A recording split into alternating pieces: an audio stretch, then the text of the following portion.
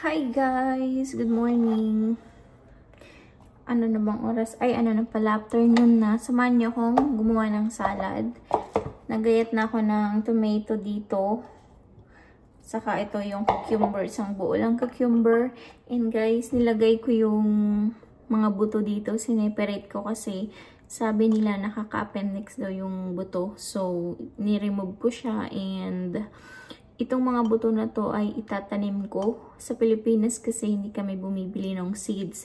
Kapag may buto yung mga gulay namin ng prutas, yun yung itinatanim namin. And tumutubo naman siya. So susubukan ko kung tutubo siya kasi magtatanim ako mamaya. Nakapag-garden na rin ako doon. Magagamas pa ako para marami akong maitanim mamaya. Marami rin akong nabiling mga seed guys na gulay-gulay kasi mag-garden ako. Kasi abot pa dun sa summer ngayon. Summer pa naman eh. Ngayon ay magagawa muna tayo ng salad. Kasi pambaon to ng asawa ko.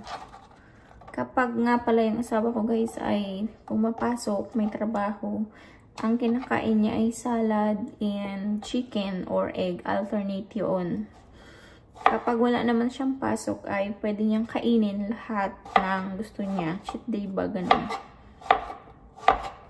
Para hindi naman araw-araw ay cheat day. Ginagawa ko siya ng salad.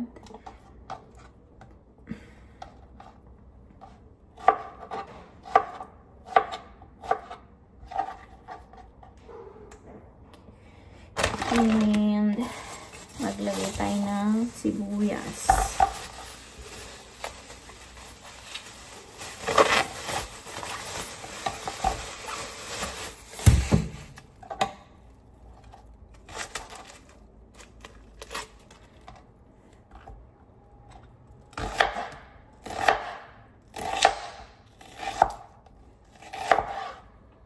Paano kayo magayat guys ng inyong ano, ganito lang ginagawa ko sa salad, ganyan lang sa mga ano, gayat ko sa sibuyas para medyo malaki-laki pa rin, ganito. Tapos ano nga ito, lettuce.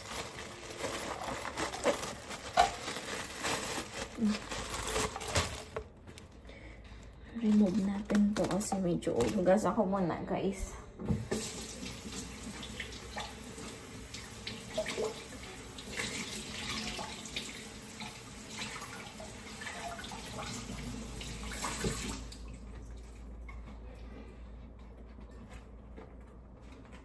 Guys, nga pala nakaano na kami. Nakalipat na kami ng bahay. Nakabili kami ng bahay dito. So, kakalipat lamang namin ng isang araw. And magulo pa dito.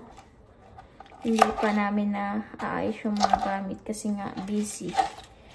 Tapos, pinapayos pa namin yung floor dun sa taas, dun sa mga kwarto. 3 kasi yung kwarto guys. So, pinapaayos pa. Sa ano pa dadating yung gagawa sa tripa. So, hindi kami makapag-ayos muna kasi lahat ng gamit na ilalagay dun sa kwarto nandito muna sa ano, sa sala.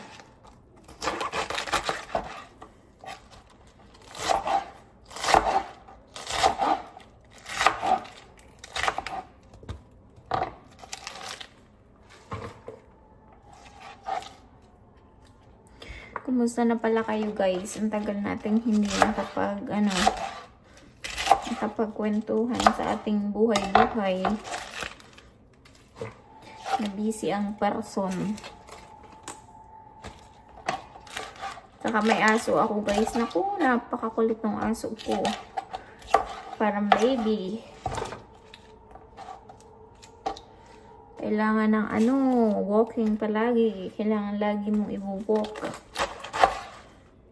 Kasi pag hindi, ay tatay dito sa loob ng bahay.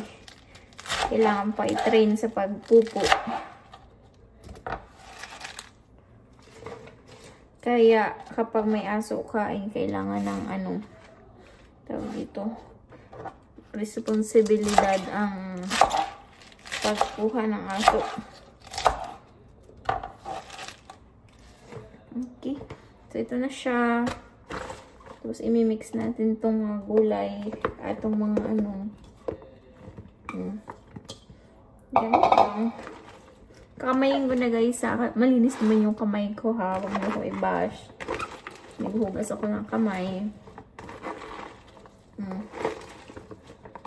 Sabihin yung nilalamas ko na yung pagkain ng asawa ko. Hindi guys. Nag-wash ako ng hands. Okay na to. And tatabi natin itong tirang sibuyas. Nakabili pala kami guys ng ng bagong fridge. Ipapakita ko sa inyo. Malaki siya. Wait lang, ipapakita ko sa inyo. Ito siya guys, bagong bili namin. Kanina lang i-deliver. Ang laki niya.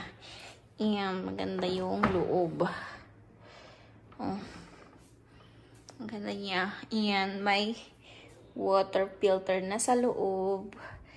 And, ayan, automatic siya na naglalagay ng tubig. Yan, ang laki. Maraming storage. So, kapag nag-grocery ka, hindi ka magpo-problema sa lagayan. And, this is my favorite aisle. Ito pala guys. Lagayan ng, favorite pala ng asawa ko. Lagayan niya ng mga soda. Ayan, ang ganda-ganda niya. I'm so happy. Tapos ito naman yung mga frozen. Diba, ang ganda niya. Oh. Lagay mo siya yung Tapos dito guys, maggagawa siya ng ice ng sarili niya. Kapag gagawa na siyang ice, magpupuno to ng ice. Ice cube. So, maganda siya. Sobrang laki niya. Nakakatuwa kasi nagkaroon kami ng sariling fridge. Nakakatuwa lang, no? Kasi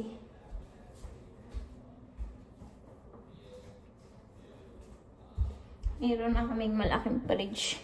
Hindi na ako mamamroblema sa mga kapag nag-grocery kami, hindi ko kasi alam kung saan ipaglalagay yung mga grocery namin.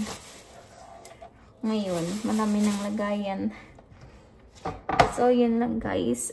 In-update ko lang kayo sa aking buhay-buhay.